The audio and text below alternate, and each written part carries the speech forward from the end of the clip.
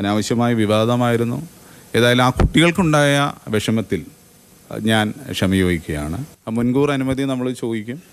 അപ്പോൾ അതനുസരിച്ച് നമ്മൾ ഗേറ്റുകൾ തുറന്നുകൊടുക്കും. ഇതൊരു മുഴുവൻ സമയം തുറന്നു കിടക്കുന്ന ഒരു പ്രോപ്പർട്ടി അല്ല. ഏതെങ്കിലും ഇതുപോലെ പരിശീലനത്തിനൊക്കെ വരുമ്പോൾ ഞങ്ങളുടെ ഒരു കത്ത് തരും, ഞങ്ങൾ തുറന്നു കൊടുക്കാറാണ് സാധാരണ ചെയ്യണത്. നമസ്കാരം.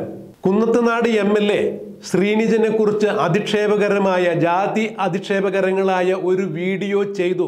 മറുനാടൻ മലയാളി എന്ന പത്രസ്ഥാപനത്തിലൂടെ ഷാജൻ സ്കറിയ എന്ന പത്രപ്രവർത്തകൻ അത്തരം ഒരു വീഡിയോ ചെയ്തു പൊതുജന മധ്യത്തിലേക്ക് എത്തിച്ചു കഴിഞ്ഞപ്പോൾ തൻ്റെ ആത്മാഭിമാനത്തിനും തൻ്റെ ജാതി ബോധത്തിനും ഏറെ മുറിവേൽപ്പിച്ചു എന്ന് പറഞ്ഞുകൊണ്ട് ശ്രീനിജൻ വളരെ കോലാഹലങ്ങൾ ഉണ്ടാക്കുകയും അദ്ദേഹം എളമക്കര പോലീസ് സ്റ്റേഷനിൽ, എറണാകുളം സിറ്റി പോലീസ് സ്റ്റേഷനിലും ഒരു കേസ് കൊടുക്കുകയുണ്ടായി.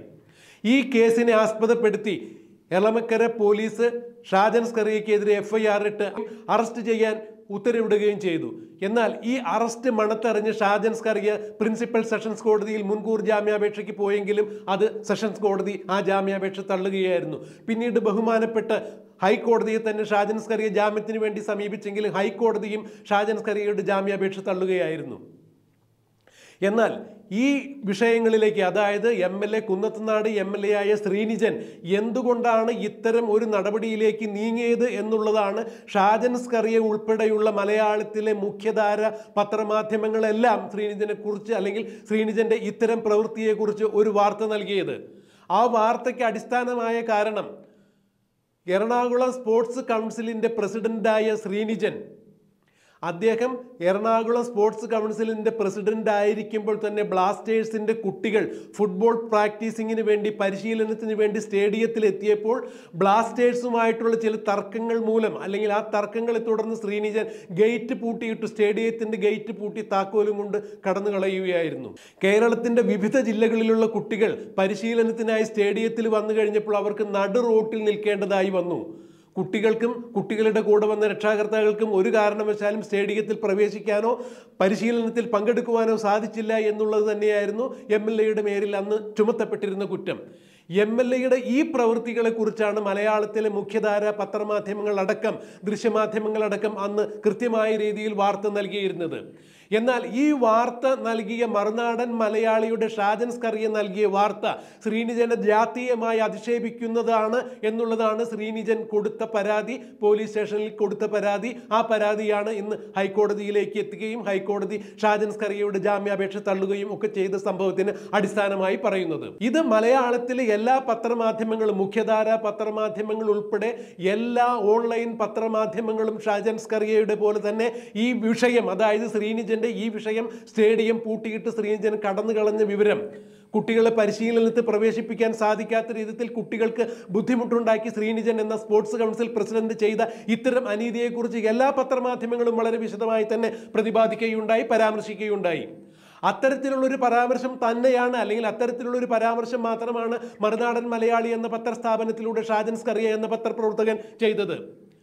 അപ്പോൾ മറ്റു പത്രമാധ്യമങ്ങൾക്ക് ഒന്നും തന്നെ ഇല്ലാത്ത ഒരു പതിത്തം, അല്ലെങ്കിൽ മറ്റും പത്രമാധ്യമങ്ങൾ ഒന്നും ചെയ്യാത്ത രീതിയിലുള്ള ഒരു കുറ്റമാണ് ശ്രീനിജനെതിരെ ഷാജൻ സ്കറിയ എന്ന പത്രപ്രവർത്തകൻ ചെയ്തത് എന്നുള്ള തരത്തിലുള്ള ഒരു കേസാണ് ശ്രീനിജൻ ഇപ്പോൾ കൊടുത്തിരിക്കുന്നത്.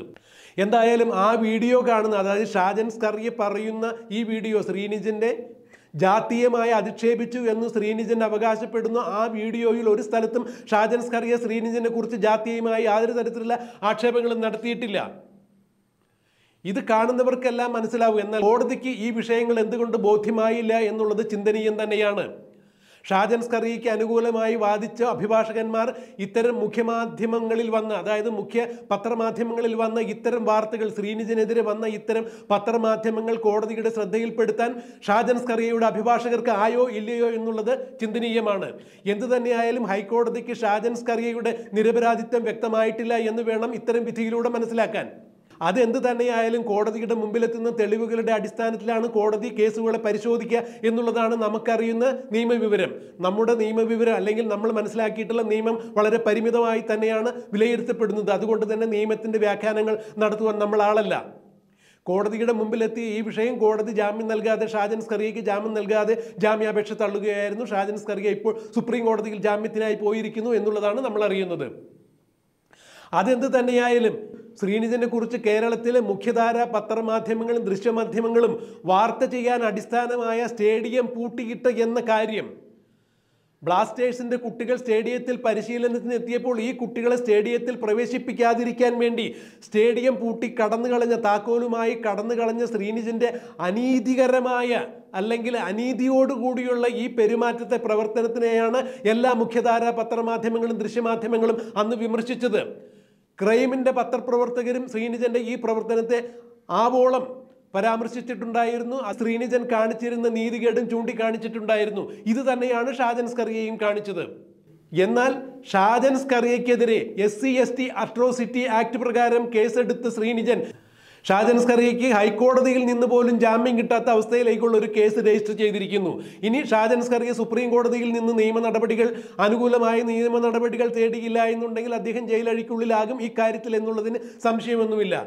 പക്ഷേ ശ്രീനിജൻ പറയുന്ന ഈ കേസിന് ആസ്പദമായ സംഭവത്തിൽ ശ്രീനിജൻ പരസ്യമായി പത്രമാധ്യമങ്ങൾക്ക് മുമ്പിൽ വന്നു നിന്ന് മാപ്പ് പറയുന്നത് നമുക്കൊന്ന് കേൾക്കാം.